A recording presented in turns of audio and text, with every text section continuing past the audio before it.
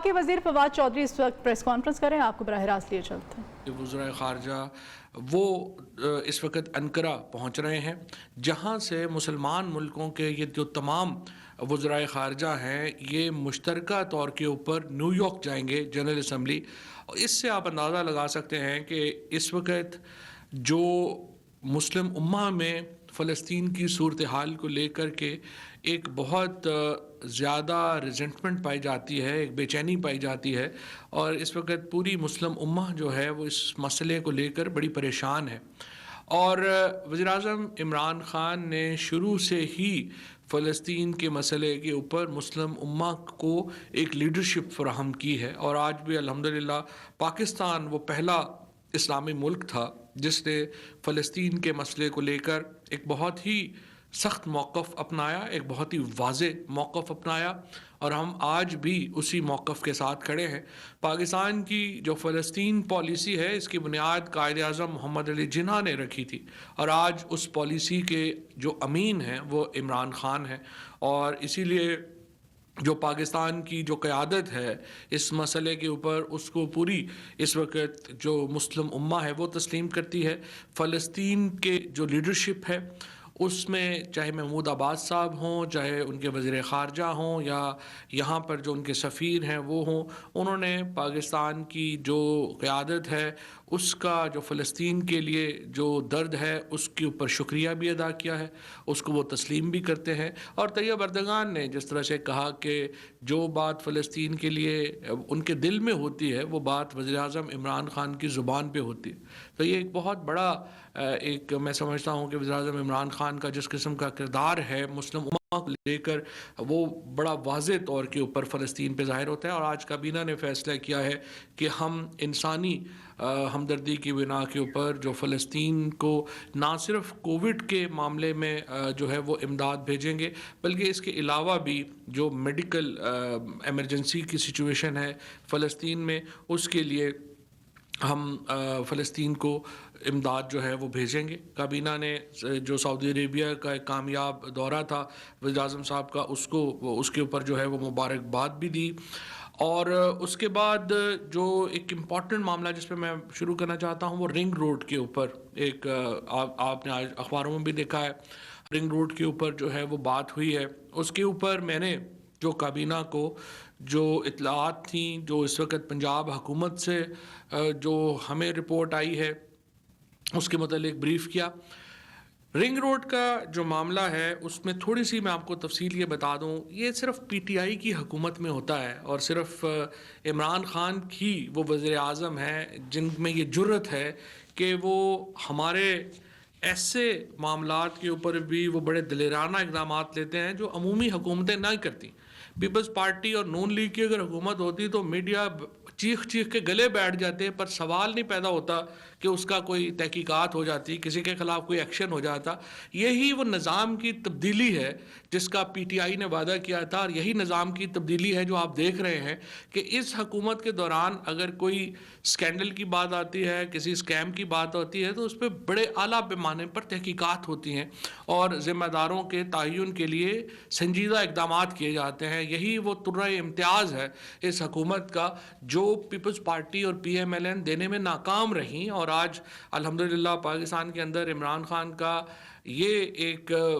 جو نقطہ نظر ہے کہ تمام لوگ چاہے جتنے بھی طاقتور ہوں انہیں قانون کے سامنے آنا ہے، قانون کے برابر ہونا ہے۔ اس کو جس طریقے سے وزیر اعظم نے امپلیمنٹ کیا ہے اس کی کوئی اور مثال جو ہے وہ آپ کے سامنے اس طرح کی مثال جو ہے وہ آپ کو نہیں ملتی۔ جو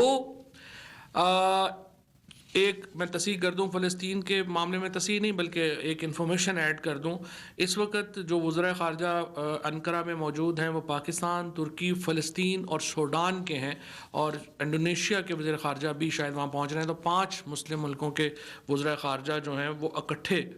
آگے نیو یارک جو ہیں وہ جائیں گے۔ یہ ایک اضافہ تھا اس انفارمیشن میں جو ابھی ایک تازہ ترین اطلاع ترکی سے آئی ہے، تو میں نے کہا وہ بھی آپ کو جو ہے وہ ایڈ کر دوں۔ تو واپس رنگ روڈ کی طرف آتے ہوئے، یہ جو ایک معاملہ ہے رنگ روڈ کا، اس کی ابتدا 2017 میں ہوئی۔ یہ پروجیکٹ تو کچھ دیر پہلے کنسیو ہوا تھا، لیکن اس کی 2017 میں یہ منصوبہ بنایا گیا، اور یہ منصوبہ بڑا اچھا منصوبہ ہے۔ اس کا مطلب یہ ہے کہ راولپنڈی کے ارد گرد ایک سڑک بنائی جائے تاکہ جو ہیوی ٹریفک آتی ہے اس کو راولپنڈی کے اندر سے نہ گزرنا پڑے، بلکہ وہ ایک بائی پاس لے کر پنڈی کے شہر سے باہر چلی جائے، اور پنڈی جو روات کی طرف سے آتی ہے یا موٹر وے کی طرف سے آتی ہے، جنہوں نے موٹر وے پہ جانا ہے، آگے پشاور جانا ہے یا باقی جگہوں پہ جانا ہے، ان کو بھی اندر سے جو ہے وہ نہ گزرنا پڑے۔ 2018 میں یہ جنوری 2018 میں یہ پروجیکٹ جو ہے، اس کی جو پرپوزل ہے وہ الاؤ ہوئی، ابتدائی پرپوزل جو ہے وہ الاؤ 2017 میں یہ پروجیکٹ کنسیو ہوا، 2018 میں اس کی جو ابتدائی الائنمنٹ ہے وہ اپروو ہوئی۔ اس کے بعد 2019 میں ہوا یہ کہ یہ اسکیم شروع کیسے ہوا؟ اس کی ابتدا یوں ہوئی معاملے کی کہ وزیر اعظم صاحب کو ایک انونیمس میسج آیا جس میں انہوں نے کلیم کیا کہ میں انجینئر ہوں راولپنڈی میں کسی پروجیکٹ میں، اسی پروجیکٹ میں وہ کام کرتے ہیں، اور انہوں نے وزیر اعظم صاحب کو یہ لکھا کہ اس پروجیکٹ کی جو الائنمنٹ ہے اس کو تبدیل کیا گیا ہے، اور خصوصاً اس میں جو سنگجانی کا پوائنٹ ہے وہاں پر جو الائنمنٹ ہے اس کو اس طرح سے تبدیل کیا گیا ہے کہ پیچھے سے تو گاڑیاں 120 کلومیٹر پہ آئیں گی، لیکن اس کو یہاں سے تنگ کر دیا گیا ہے کہ یہ 90 کلومیٹر کے اوپر رہ جائے، اور اس کا مقصد جو ہے وہ یہ ہے کہ یہ انہوں نے یہ لکھا کہ یہ انجینئرنگ بلنڈر ہوگا کیونکہ اس سے ایکسیڈنٹ بہت بڑھ جائیں گے، اور یہ بات بھی صحیح تھی کہ اگر پیچھے سے سڑک چوڑی ہے اور آگے جا کے باریک ہو جائے گی تو اس سے لاہور میں کئی جگہوں پہ یہ جو ہمارے بنے ہیں انڈر پاسز، وہاں پہ لوگوں کو اچھی طرح معلوم ہے کہ کس طرح سے یہ مسائل جو ہیں وہ درپیش ہوتے ہیں۔ اس میں وزیر اعظم صاحب نے اس کے اوپر ایک ابتدائی تحقیقات کا کہا اور یہ پوچھا کہ کیا اس کی الائنمنٹ تبدیل کی گئی ہے، تو اس کے اوپر ان کو کہا گیا کہ نہیں جی، کوئی الائنمنٹ تبدیل نہیں کی گئی۔ وزیر اعظم صاحب نے اس کے اوپر ایک انڈیپینڈنٹ تحقیقات کا فیصلہ کیا، اور جو ابتدائی فیکٹ شیٹ آئی اس میں پتہ چلا کہ نہ صرف یہ کہ الائنمنٹ تبدیل کی گئی ہے بلکہ 29 کلومیٹر اس کو بڑھا دیا گیا ہے اٹک کی طرف، اور اس کا مقصد یہ ہے کہ جو بہت زیادہ ہاؤسنگ سوسائٹیز وہاں پہ بنی ہیں ان کو اس لوپ میں شامل کیا جائے۔ اس کے نتیجے میں یہ شاید میں خاقان عباسی صاحب کی پریس کانفرنس سن رہا تھا اور باقی کچھ لوگوں کی جو پی ایم ایل این کے لوگ ہیں جن کو خود تو ماشاءاللہ کبھی توفیق ہی نہیں ہوئی کہ اپنے دور کے کسی اسکینڈل کے اوپر تحقیقات ہی کرا لیتے، وہ تنقید کر رہے تھے کہ اربوں روپیہ کھایا گیا، کیونکہ انہوں نے وہ رپورٹ بھی پڑھنے کی زحمت نہیں کی۔ اگر وہ رپورٹ پڑھ لیتے تو ان کو پتہ ہوتا اربوں روپیہ کھایا نہیں گیا، اربوں روپیہ کھانے سے بچایا گیا اس اسکینڈل کے نتیجے میں۔ یہ اسکینڈل یہ نہیں ہے کہ اربوں روپیہ کھا لیا گیا، یہ اسکینڈل یہ ہے کہ اربوں روپیہ کھانے سے بچا لیا گیا، کیونکہ 29 کلومیٹر کا جو لوپ جس کے ذریعے یہ راولپنڈی رنگ روڈ تھی اس کو اٹک رنگ روڈ بنا دیا گیا، اس کے ذریعے ایک پوری جو نیا لوپ ایڈ کیا گیا جس کے نتیجے میں 23 بلین روپیز کے قریب نئی لینڈ ایکویزیشن کی جانی تھی، جس میں اٹک کی جو بہت بڑی زمین ہے اس کو بھی شامل کیا جانا تھا، اور اس کے نتیجے میں ایک سرکاری خزانے کو تو نقصان، یہ ابھی جو 2.3 بلین ایکویزیشنز میں دیا گیا ہے لیکن وہ اس لیے نقصان نہیں ہوگا کہ وہ تو واپس ہو جائے گا، اس لیے اس میں کسی کو میں یہ کہوں گا پیپلز پارٹی اور پی ایم ایل این کو، جن کا تو خیر یہ مسئلہ ہی نہیں ہے کرپشن وغیرہ، لیکن اگر آپ نے تنقید کرنی ہے تو اس کا سب سے بہترین طریقہ یہ ہے کہ پہلے آپ رپورٹ پڑھ لیں تاکہ آپ کو پوائنٹس پتہ ہوں اور آپ کو پتہ ہو کہ معاملہ ہے کیا۔ اس کے اوپر جو ابتدائی رپورٹ آئی ہے اس کے مطابق یہ الائنمنٹ تبدیل کی گئی۔ اس الائنمنٹ کا مقصد کچھ لوگوں کو فائدہ پہنچانا تھا، اور اس الائنمنٹ کا مقصد یہ تھا کہ 29 کلومیٹر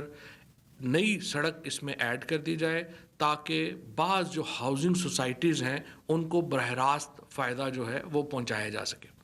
اب اس میں نہ تو زلفی بخاری صاحب کا اس رپورٹ میں کوئی تذکرہ ہے، نہ ہی غلام سرور خان صاحب کا کوئی تذکرہ ہے۔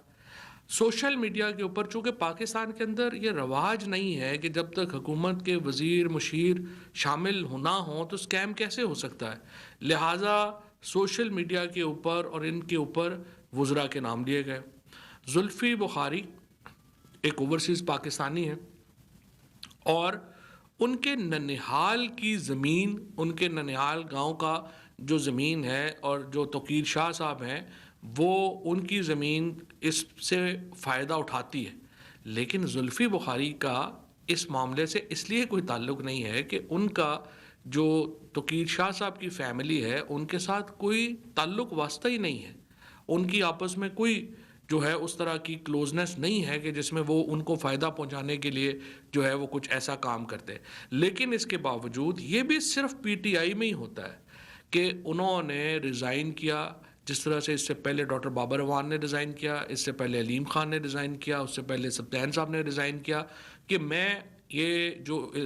جب تک تحقیقات مکمل نہیں ہوتی ہیں میرا وہاں پہ رہنا مناسب نہیں ہے. سو میں یہ سمجھتا ہوں کہ زلفی بخاری صاحب نے ایک ہائی مورل گراؤنڈ لیا اور انہوں نے خود کو اس سے علیحدہ کیا.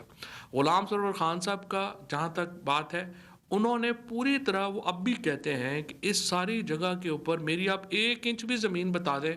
اور میں اس کا ذمہ دار ہوں گا. لہٰذا یہ طے شدہ بات ہے کہ اس میں ابھی تک کی جو تحقیقات ہیں وہ بڑی واضح ہیں. اس میں پہلی بات، کسی کو پیسہ کھانے سے بچایا گیا ہے. یہ اسکینڈل جو ہے وہ یہ نہیں ہے کہ اربوں روپے حکومت کے ڈوب گئے ہیں، یہ اسکینڈل یہ ہے کہ اربوں روپے حکومت کے بچا لیے گئے ہیں. جو وزیر اعظم صاحب کو شکایت ملی اس کے اوپر کارروائی ہوئی اور اس طرح سے ایک بڑا اسکیم ہونے سے بچ گیا. نمبر 2، جو ہمارے کوئی مشیر یا وزیر اس میں شامل نہیں ہے اور ابتدائی تحقیقات میں کسی قسم کا ان کا جو نام ہے وہ نہیں آتا. زلفی بخاری صاحب نے جو ریزائن کیا ہے وہ as a moral high ground کیا ہے اور انشاءاللہ وہ اس سے میں جو ہے وہ سرخرو ہوں گے. اور مجھے یقین ہے جہاں میں ان کو، جتنا میں ان کو ذاتی طور پہ بھی جانتا ہوں، وہ جس قسم کے آدمی ہیں وہ بالکل اس معاملے میں وہ ان کا کوئی تعلق جو ہے وہ آئے گا نہیں. تیسری بات یہ ہے کہ جو متعلقہ افسران ہیں، اصل بات یہ ہے کہ جب وزیر اعظم نے ایک ذمہ داری سے پوچھا کہ آپ نے الائنمنٹ چینج کی ہے یا ان کو جو رپورٹ دی گئی اس میں پوچھا گیا تو انہوں نے تو صاف کہہ ہی دیا کہ کوئی الائنمنٹ چینج نہیں کی گئی اور اسی سے ہی پھر آگے جو معاملات ہیں وہ چلے اور وہ سامنے آ گیا. بہرحال اس کے اوپر اینٹی کرپشن کو اور جو متعلقہ ادارے ہیں وہ اب ایک اس کی مکمل تحقیقات جو ہے وہ کرنے جا رہے ہیں اور اس کے مطابق جو ہے یہ معاملہ آگے بڑھے گا. اس کے بعد الیکشن کمیشن کے رپورٹ لے ڈاؤن کی جا رہی ہے جو 2019-20 کی پارلیمان کے اندر. الیکشن کمیشن میں ہمارا جو مدعا ہے وہ یہ ہے کہ الیکشن کمیشن کے جو اصلاحات ہیں وہ بہت ضروری ہیں اور ای وی ایم مشینز کو ہم لے کے آنا چاہتے ہیں. اس کے لیے آرڈیننس بھی جاری ہو چکا ہے. اس ہفتے اسپیکر صاحب اور ہماری جو پارلیمنٹری افیئرز منسٹری ہے وہ ہمارے جو پارلیمنٹری رپورٹرز ہیں ان کو اور جو پارلیمانی لیڈرز ہیں ان کو دعوت دے گی کہ وہ ای وی ایم مشینز کا خود مشاہدہ کر لیں اور دیکھ لیں کہ یہ مشین جو ہے وہ کس طرح سے دھاندلی روکنے میں محمد و معاون ثابت ہوگی. دیکھیے، جب پہلے الیکشن ہوئے 2018 میں تو جو اپوزیشن تھی اس کا کہنا تھا الیکشن اس لیے ہم ہارے ہیں کہ آر ٹی ایس بیٹھ گئے. اس کے بعد انہوں نے کہا کہ ہم الیکشن اس لیے ہارے ہیں کہ بعض جگہوں پہ اداروں کے لوگ جو ہیں وہ پرچیاں لگا رہے تھے. پھر انہوں نے کہا ہم اس لیے الیکشن ہارے ہیں کہ فارم 46 اویلیبل نہیں تھے. اب آ کر 2 سال بعد وہ کہہ رہے ہیں کہ اصلاحات کی اس لیے ضرورت نہیں ہے الیکشن میں کہ یہ تو پری پول ریگنگ ہوتی ہے، پول والے دن تو ریگنگ ہی نہیں ہوتی. تو بہت بڑا ڈپارچر ہے اپوزیشن کا اپنے بیانیے سے، اپنے نیریٹو سے جو انہوں نے شروع میں لیا اس سے. اس کی وجہ کیا ہے؟ اس کی وجہ یہ ہے کہ جب انہوں نے کہا کہ آر ٹی ایس سسٹمز بیٹھے ہیں، ہم نے کہا اچھا بتائیے کن حلقوں میں بیٹھے ہیں؟ کوئی حلقہ وہاں پہ رپورٹ نہیں کیا گیا. پھر کہا گیا کہ نہیں وہاں پہ ہمیں فارم 45 46 نہیں ملے. ہم نے کہا اچھا بتائیے کون سے حلقوں میں فارم 45 46 نہیں ملے, ایک بھی فارم نہیں ملا. پھر کہا کہ نہیں ایکچولی وہاں پہ کئی جگہوں پہ اداروں کے لوگ جو ہیں وہ مورے لگا رہے تھے اور ہمارے پاس ان کی ویڈیوز ہیں. ہم نے کہا اچھا وہ ویڈیوز دے دیں کہاں پہ ہوا, وہ ویڈیوز جو ہیں کوئی نہیں ہے. اس کے بعد الیکشن کمیشن سے چیک کیا تو پتہ چلا کہ پنجاب میں کل 25 پٹیشنز جو ہیں وہ فائل ہوئی. ان 25 میں سے 13 پی ٹی آئی کے لوگوں نے کی ہوئی تھیں. اور اگر آپ مارجنز دیکھیں جو پی ٹی آئی کے لوگ جن سے الیکشن ہارے, یعنی اگر آپ یہ اندازہ لگائیں کہ ہمیں وہ حلقے جہاں پہ ہم 5000 ووٹوں سے کم الیکشن کے اوپر الیکشن ہارے پی ٹی آئی کے لوگ, اگر ہم وہ حلقے جیتے تو ہمیں کولیشن کی بھی ضرورت نہیں ہے, ہم اکیلے ووٹ جو ہے وہ بنا لیتے. اور یہ سارے معاملات اس لیے ہوئے کہ ہمارے ہاں جو الیکشن کا نظام ہے وہ شفاف ہونا چاہیے. کیا ہوتا ہے ڈسکا میں کیا ہوا, ابھی کراچی میں کیا ہوا, 5 بجے پولنگ ختم ہو جاتی ہے, صبح 7 بجے تک رزلٹ ہی نہیں آتا. وہ کہتے ہیں کہ وہ ادھر لے گئے ہیں, وہ بیلٹ باکس ادھر اٹھا کے لے گئے ہیں, وہ ادھر لے گئے ہیں. تو اب اس کا سلوشن کیا ہے؟ سلوشن ہم کہہ رہے ہیں کہ الیکٹرانک ووٹنگ مشینز لے کے آتے ہیں تاکہ اگلے 20 منٹ میں ادھر الیکشن ختم ہوگا, اگلے 20 منٹ میں آپ کے حلقے کا الیکشن ڈکلیئر ہو جائے گا. اگر آپ کے پاس اور سلوشن ہے, آپ اس کو نہیں مانتے تو وہ آپ وہ لے کے آ جائیے, ہمیں بتائیے کہ نہیں اس کو ہم نہیں مانتے. سو اس وقت جو اپوزیشن کی جو نیریٹو ہے یا بیانیہ ہے ریفارمز کے اوپر, وہ بہت نہ صرف غیر سنجیدہ ہے بلکہ اس سے ثابت یہ ہوتا ہے کہ یہ صاف شفاف الیکشنز پہ یقین ہی نہیں رکھتے. نون لیگ تو خیر زندگی میں کبھی شفاف الیکشنز میں برسر اقتدار نہیں آئی. یہ وہ واحد پارٹی ہے جس کو 1990 میں سپریم کورٹ ڈکلیئر کر چکی ہے کہ انہوں نے منظم دھاندلی کی الیکشن میں, الیکشن جیتنے کے لیے. 1988 کا الیکشن بھی جس طرح سے اسلامی جمہوری اتحاد نے لڑا, 1990 کا الیکشن بھی جس طرح سے پی ایم ایل این نے لڑا, پھر 1997 کا الیکشن جس طرح سے نواز شریف صاحب نے لڑا, یہ سب کے سامنے ہے. میں وہ قصے کہانیاں کھولنا جو ہے وہ نہیں چاہتے, اور اس لیے یہ الیکٹورل ریفارمز پہ یقین نہیں رکھتے کہ ان کو لگتا ہے کہ جب بھی شفاف الیکشن ہوں گے تو ہم الیکشن ہاریں گے, لہٰذا یہ تو نہیں یقین رکھتے. لیکن منڈے سے ہم اس کے اوپر ایک تفصیلی بحث کا آغاز کرنا چاہتے ہیں. اور جو جمعے کا دن چونکہ اظہار یکجہتی فلسطین کا دن ہے, اور جمعے کو ہم نے پہلے تو میں یہ بھی سمجھتا ہوں کہ کل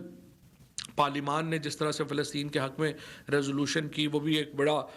ایک زبردست بات تھی, اور اسی جذبے کو کنٹینیو کرنا چاہیے. جمعے کو ہم اس کے اوپر ایک مکمل پورا پاکستان جو ہے وہ فلسطین کے ساتھ اظہار یکجہتی کرے گا. لیکن سوموار سے ہم اپنی جو الیکٹورل ریفارمز کی جو معاملہ ہے اس کو ہم شروع کرنا چاہتے ہیں. اس میں جو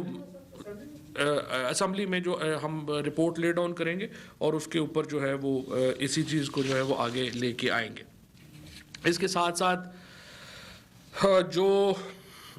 ہماری ای وی ایم مشینز کے اوپر جو ڈیٹیل گفتگو ڈاکٹر بابر اعوان صاحب نے جو ہے وہ کی کہ کس طرح سے آیا, پھر اس کے ساتھ ہمارا جو معاملہ تھا کہ دوسرا جو اصل پرابلم ہے کہ نون لیگ اور پیپلز پارٹی کو اپنی پوزیشن واضح نہیں کر رہی. اوورسیز پاکستانی کو آپ ووٹ کی سہولت دینا چاہتے ہیں یا نہیں دینا چاہتے؟ ہماری پوزیشن بڑی واضح ہے, ہم دینا چاہتے ہیں. ہم چاہتے ہیں اوورسیز پاکستان اس آج کے دن کی اگر آپ ریمیٹنسز اٹھا کے دیکھیں تو تمام جو پچھلے ریکارڈز ہیں وہ ٹوٹ گئے ہیں ریمیٹنسز کے. اوورسیز پاکستانی ہماری معیشت کی بیک بون ہے, اور ہم ہر وہ سہولت ان کو دینا چاہتے ہیں جس کا وہ حق رکھتے ہیں. اور اسی لیے وزیر اعظم صاحب نے اپنی جو ایمبیسیز ہیں ان کو یہ کہا ہے کہ آپ کے رویے ہمارے جو اوورسیز پاکستانیز ہیں ان سے بہتر ہونے کی بڑی ضرورت ہے. ہم ایک کنٹینیوس پروسیس اختیار کر رہے ہیں امبیسیز کی جو پرسیپشن ہے اس کو مانیٹر کرنے کے لیے, اور جہاں پہ امبیسیز کی بارے میں پاکستانیوں کا تاثر آفیسرز کے بارے میں درست نہیں ہوگا وہاں ڈیفینیٹلی ان کو جو ہے وہ کارروائی کا سامنا جو ہے وہ کرنا پڑے گا. کیونکہ یہ وزیر اعظم صاحب کی ایک بڑی واضح لائن ہے کہ جو ہماری ڈپلومیٹس ہیں, ہمارے جو امبیسیز ہیں, ان کو اپنے معاملات جو ہیں وہ بہتر کرنے چاہیے. اس کے ساتھ ساتھ میں آپ کو یہ بھی بتاؤں کہ جو ہمارا ایک آرڈیننس الیکٹورل ریفارم سے متعلق ہے, اوتھ لینے کا. ہمارے ہاں یہ مسئلہ ہے کہ بہت لوگ الیکٹ ہو جاتے ہیں, کئی سالوں پھر وہ حلف نہیں لیتے. اسحاق ڈار صاحب 2018 سے سینٹ کے میں الیکٹ ہوئے. وفاقی وزیر فواد چودھری کابینہ اجلاس سے متعلق میڈیا بریفنگ دے رہے تھے. اس کے ساتھ ہی اب تک کے لیے اتنا ہی. مزید خبروں اور اپڈیٹس کے لیے آپ دیکھ